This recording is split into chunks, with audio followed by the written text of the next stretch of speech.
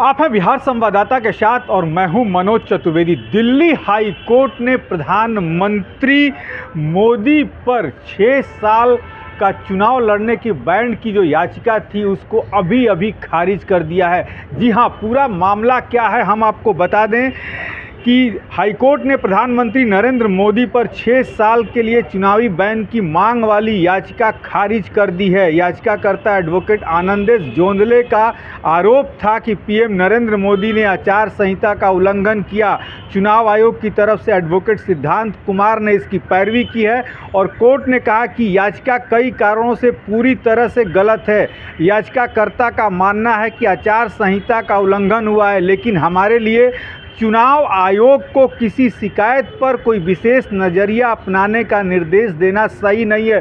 सोचिए, Delhi high court कह रहा है कि हम चुनाव आयोग को कोई निर्देश नहीं दे सकते हैं। अभी सबसे बड़ी बात यह है कि चुनाव आयोग जोंधले की शिकायत पर कानून के मुताबिक एक्शन लेगा। हम याचिका करते हैं।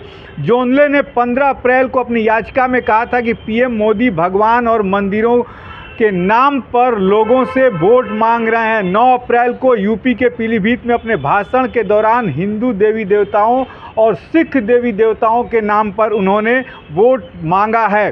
कोर्टरूम में लाइव क्या हुआ ये भी मैं बता दूं। याचिकाकर्ता जोंधले, यह बहुत खतरनाक भाषण है जो देश को बांट सकता है। हाईकोर्ट की टिप्पणी आई, आपकी शिकायत चुनाव आयोग में लंबित है। चुनाव आयोग के वकील सिद्धांत कुमार ने कहा कि यह 21 अप्रैल का भाषण है। चुनाव आयोग को ऐसी शिकायतें रोजाना मिल रही है। जोंधले ने फिर कहा, नोटिस में अपराधी का नाम नहीं लिखा है। उन्होंने मेरी शिकायत की पावती यानी रिसिप्ट भी नहीं ली।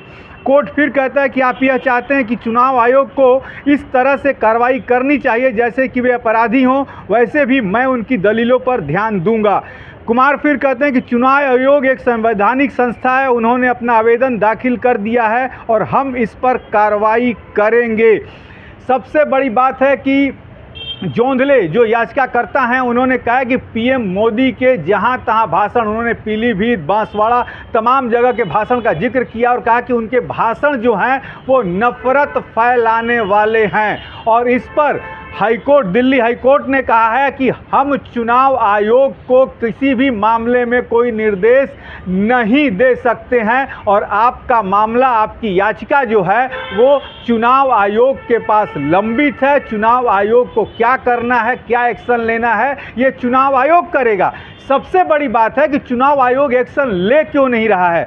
इसके साथ ही एक और बड़ी बात है कि दुनिया में भारतीय चुनाव आयोग जो है उसकी इस मामले में बड़ी फजीहत हुई है। अब देखना ये होगा कि अपने फजीहत पर किस तरीके से पर्दा डालता है भारतीय चुनाव आयोग। ये तो देखने वाली बात होगी। आप बने रहिए हमारे साथ।